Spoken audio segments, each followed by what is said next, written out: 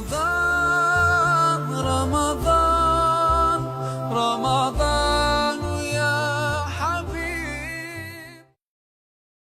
اللهم صل وسلم على سيدنا محمد النبي الأمي وعلى آله وصحبه وبارك وسلم عليه. وعن ابن عباس رضي الله تعالى عنه أن رسول الله صلى الله عليه وسلم قال في المعتكف هو يعتكف الذنوب ويجري له من الحسنات كامل الحسنات كلها. رواه ابن ماجہ. کل میرے بھائی جان میں نے آپ سے عرض کیا تھا کہ اعتکاف 3 قسم کے ہوتے ہیں. ایک اعتکاف مستحب ہوتا ہے. میں نے آپ کو بتایا تھا کہ اس کے لیے وقت کی تعین نہیں ہے، بلکہ آپ جب بھی مسجد میں آ جائیں آپ اعتکاف کی نیت کر لیں، لیکن وقت کی تعین آپ کر لیں، یعنی 10 منٹ 15 منٹ، پھر اتنا ٹائم آپ کو مسجد میں رکنا پڑے گا. کل بھی میں نے آپ کو یہ عرض کیا تھا کہ دیکھو حضور اکرم صلی اللہ علیہ وسلم نے رمضان مبارک کے اندر جن اعمال کی کثرت سے ہمیں پڑھنے کی تاکید فرمائی ہے، ان کے اندر ایک کلمہ طیبہ ہے، لا الہ الا اللہ لا الہ الا اللہ اللہ اللہ اللہ. حدیث مبارک کے اندر آتا ہے کہ یہ جو اللہ اللہ کا لفظ ہے نا، اس میں اتنی تو عظمت ہے کہ اگر آپ آسمان و زمین کا ایک حلقہ بنا دیں اور آپ اللہ اللہ خشوع و خضوع سے کہیں تو یہ حلقے کو چیر اور پھاڑ کر عرش کو اللہ تک پہنچ جاتا ہے. یہ جو آپ اس میں اعظم سنتے رہتے ہیں، میں نے بھی آپ سے عرض کیا تھا اس روز کہ بعض ایسی چیزیں جن کے اندر بہت زیادہ عظمت ہے لیکن ان کو مخفی رکھا گیا ہے. میں نے آپ سے عرض کیا تھا کہ ان کے اندر ایک اسم اعظم ہے. حدیث مبارک کے اندر آتا ہے کہ اللہ کا ایک نام ہے جس کا نام لے کے اگر بندہ اللہ تعالیٰ سے سوال کرے تو اللہ تعالیٰ سوال پورا فرما دیتے ہیں. تو 2360 بار قرآن مجید کے اندر اللہ اللہ کا لفظ آیا ہے. 2360 بار.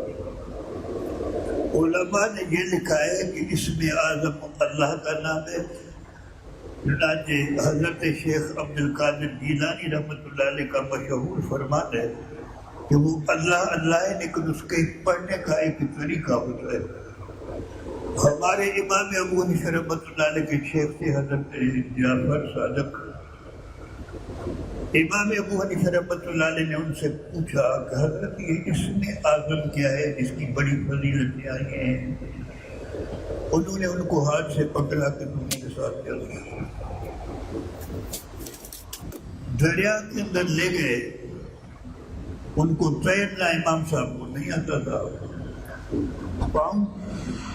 پانی پہلے چھوٹا تھا، جب گھٹنوں کے بل پانی آیا پھر آگے لے گئے، پھر جب پران تک پانی پہنچا، پھر جب آگے پانی زیادہ پانی بڑھا اور پانی جب ان کے کانوں تک آ کے پہنچا، ان کے پاس فریاد کی کوئی جگہ نہیں تھی، ان کو تیرنا نہیں آتا تھا.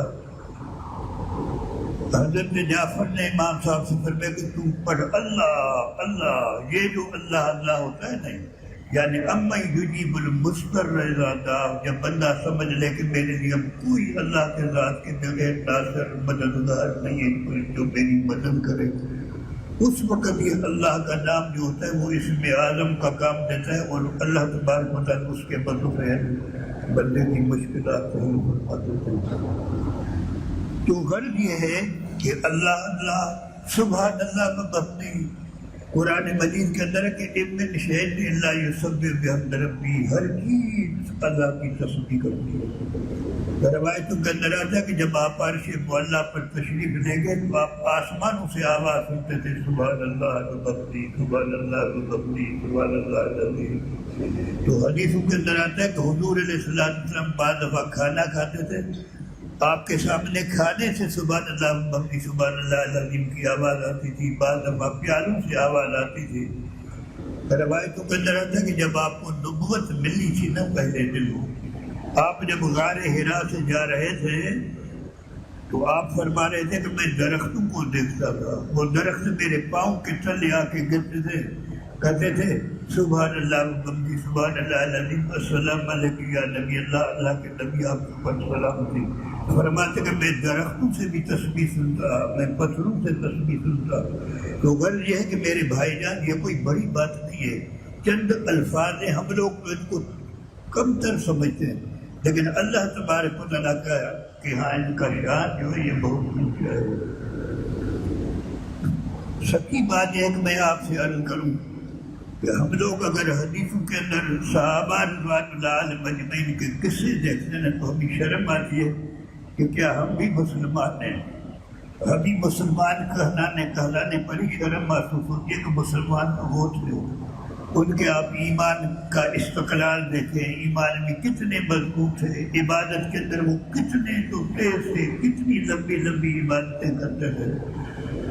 مجھے آج دل میں آیا کہ میں آپ کے سامنے حضرت خبیب کا قصہ بتلاؤں تاکہ آپ لوگ صحابہ رضوان اللہ علیہم اجمعین کے مقاموں کو دیکھ لو، اللہ اور اللہ کے حبیب کے ساتھ ان کی محبت دیکھ لو، اور عبادات کے اندر آپ دیکھو کہ ان کی عبادتوں سے کتنی محبت تھی۔ حضرت خبیب ان صحابہ کے اندر شامل تھا جو بدر کی لڑائی کے اندر شریک تھے۔ قریش کے ایک قبیلے کا بڑا سردار تھا، حارث اس کا نام تھا۔ حضرت خبیب نے بدر کے اندر ان کو قتل کیا تھا، واصل اللہ جہنم کیا تھا۔ حضور علیہ السلام نے کچھ صحابہ کی ایک جماعت تبلیغ کے لیے بھیجی تھی جس کے اندر حضرت خبیب بھی تھے۔ یہ لوگ جا رہے تھے کہیں تبلیغ کرنے کے لیے، راستے کے اندر کفار تھے، ان کو معلوم ہوا کہ یہ حضور کے ماننے والے ہیں، انہوں نے ان کو گھیر لیا، کچھ کو شہید کر لیا، کچھ کو قیدی بنا لیا، جن کے اندر حضرت خبیب بھی تھا، اور وہ قیدی بن کے انہوں نے اپنے پاس رکھ لیا۔ بعد کے اندر انہوں نے ان کو مکے کے اندر بیچ دیا، اور حضرت خبیب کے خریدنے والے وہی لوگ تھے جو حارث کے بیٹے تھے۔ اب انہوں نے ان کے والد کو قتل کیا تھا۔ اب وہ حضرت خبیب کے قتل کرنے کے لیے تیاری کر رہے تھے کہ ان کو قتل کریں گے، لیکن طریقہ یہ تھا کہ اشہر الحرم جو کہلاتے تھے ان کے اندر خانہ کعبے کے اندر قتل و قتال یا جنگ و جدال یا لڑائی کی اجازت نہیں ہوتی تھی، تو وہ وہی مہینہ تھا۔ اب وہ انتظار کر رہے تھے، انہوں نے حضرت خبیب کو باندھ دیا رنگین سے اپنے گھر کے اندر۔ اس حارث کی بیٹی کا بخاری شریف کے اندر بیان آتا ہے کہ وہ کہتے ہیں کہ مجھے تعجب ہوتا تھا، ہم لوگ ان کو کھانے پینے کے لیے کچھ نہیں دیتے تھے لیکن وہ روزے بھی ہوتا تھا۔ جب مغرب کا ٹائم آتا تو میں دیکھتی ان کے سامنے انار پڑے ہوئے تھے، ان کے سامنے انگور پڑے ہوئے تھے، حالانکہ مکے کے اندر انگور یا انار کا کوئی وجود بھی نہیں تھا۔ جب میں ان سے پوچھتی کہ یہ کہاں سے آتا ہے، وہ مجھے بتلاتے کہ یہ اللہ تعالیٰ بھیجتے تھے۔ اسی حالت کے اندر وہ باندھے رہے۔ آخر میں جب اشہر الحرم ختم ہوئے، اب حضرت خبیب کو لے جانے لگے، تو حضرت خبیب جب حرم سے نکلنے لگے تو فرمانے لگے کہ مجھے 2 رکعت پڑھنے کی اجازت دے دو۔ ان کا کہ ٹھیک ہے، انہوں نے حرم کے اندر 2 رکعت پڑھی، لیکن نماز کوئی لمبی نہیں پڑھی، مختصر پڑھی۔ بعد میں وہ فرمانے لگے کہ اگر آپ لوگ یوں نہ کہتے کہ شاید مجھے اپنے موت کا ڈر ہے کہ میں نے نماز کو لمبا کر دیا تو میں نماز لمبا بھی کر دیتا، لیکن پھر آپ لوگ کہتے کہ موت سے ڈرتا ہے۔ اب حضرت خبیب کو باہر لے کے گئے، جا کے ان کو باندھا۔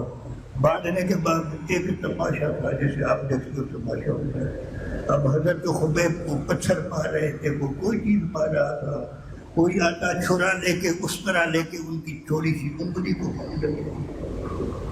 حضرت خبیب لہو لہان تھے، وہ ایک عجیب شور تھا۔ آخر کسی نے کہا کہ بات سنو، مجھے ان سے بات کرنے دو۔ حضرت خبیب سے کہنے لگے کہ ایک بات سنو. اس نے کہا وہ خاموش ہو. اس نے کہا کیا؟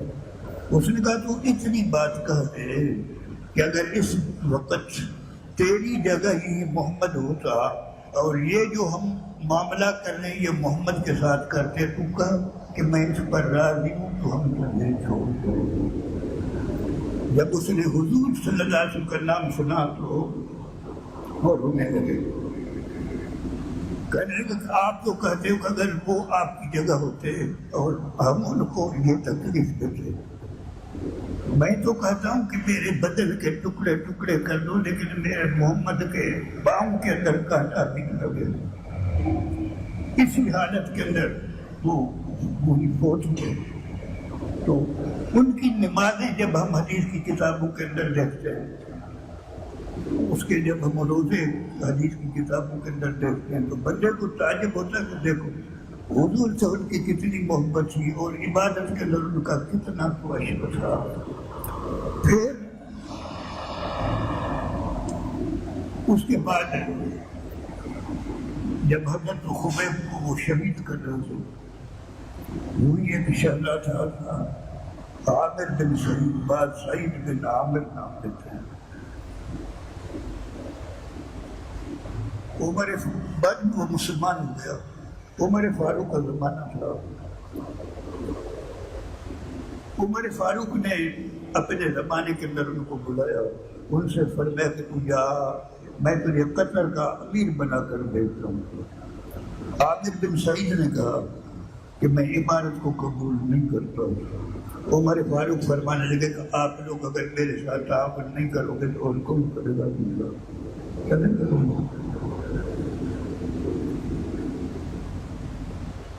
جب وہ وہی پہنچے, کچھ زمانے کے بعد عمر فاروق نے کچھ لوگ بھیجے کہ میرے پاس بیت المال کا مال جمع ہوا ہے, آپ جاؤ جا کے قطر کے اندر جتنے غریب ہیں ان کی ایک لسٹ لے کے آؤ. وہ جو لسٹ لے کے آئے تو اس کے اوپر نام لکھا تھا سعید بن عامر. عمر نے پوچھا کہ یہ کون ہے سعید؟ انہوں نے کہا کہ وہی تو ہے جو امیر المؤمنین ہے جس کے پاس ایک وقت کا کھانا ہوتا ہے, تو ایک وقت وہ بھوکا ہو جاتے ہیں. عمر فاروق نے 10,000 درہم بھیج دیا ان کے طرف. انہوں نے اپنے حاجی سے کہا کہ یہ امتحان میں اللہ کے راستے میں اس کو خرچ کر رہا ہوں, دے رہا ہوں, پھر کر دے دو. عمر فاروق کے پاس قطر کے لوگ آئے, انہوں نے آ کے ان کی شکایت کی. شکایت کیا کی؟ انہوں نے یہ کہا کہ عامر بیٹھے بیٹھے کبھی بے ہوش ہو جاتا ہے, آپ نے ایسا امیر بھیجا ہے. کبھی جب ٹائم ہوتا ہے عمارت پر بیٹھنے کا تو وہ گھنٹہ لیٹ سے آتا ہے. عمر فاروق نے سعید کو بلوایا. لمبا قصہ میں وقتوں کو مختصر 2 لفظ میں ختم کرتا ہوں. عمر فاروق نے سعید بن عامر کو بلوایا. عمر فاروق نے ان سے فرمایا کہ بات سن, تیری شکایت ہے. اس نے کہا کیا؟ اس نے کہا کہتے ہیں کہ جب آپ مسجد عبادت پر بیٹھے ہوئے ہوتے تو بعض دفعہ آپ بے ہوش ہو جاتے ہو, کیا بات ہے؟ انہوں نے کہا کہ میں آپ کو بتانا تو نہیں چاہتا لیکن اگر آپ پوچھ رہے تو میں آپ کو بتاؤں. ان کا کیا؟ ان کا وہ میں نے خبیب کا منظر دیکھا تھا اپنی آنکھوں سے, لیکن میں کافر تھا. جب میں دیکھتا تھا کہ وہ اسلام کے اندر کتنا تو مستقل مزاج تھا, کسی چیز سے نہیں ڈرتا تھا. جب حضور کا نام آیا تو رونے لگا. اب اس کے بعد وہ تو دنیا سے چلے گئے, لیکن میرے ذہن کے اندر ایک قریب کشمکش ہوتی تھی کہ دیکھو اس شخص کو, اس کی استقرار کو. اب مجھے بعض دفعہ یوں تصور آتا ہے کہ جب قیامت کے دن اللہ تعالیٰ مجھ سے پوچھے خبیب کو اس بے دردی کے ساتھ شہید کر رہے تھے اور تو نے کیا کیا تھا, تو میں کیا جواب دوں گا؟ اس وجہ سے پھر بے اور بچی ہوئی پر میں تو دیر سے آتا ہے. ان کا بات یہ ہے کہ ایک جوڑا کپڑوں کا مجھے ہے, ایک جوڑا کپڑوں کا میری بیوی کا ہے, ایک اور 2 چادریں. اگر میں اپنے کپڑوں کو دھوتا ہوں تو وہ چادریں باندھ کے دھوتا ہوں, وہ جب اپنے کپڑے دھوتی ہے تو وہ 2 جوڑے کپڑے وہ 2 چادریں باندھ کے خرید ہوتے. میں جب کپڑے دھوتا ہوں تو بعض دفعہ کپڑے کے خشک ہونے کے اندر ٹائم لگتا ہے، اس لیے مجھے دیر ہوتی ہے وہی پوچھنے میں۔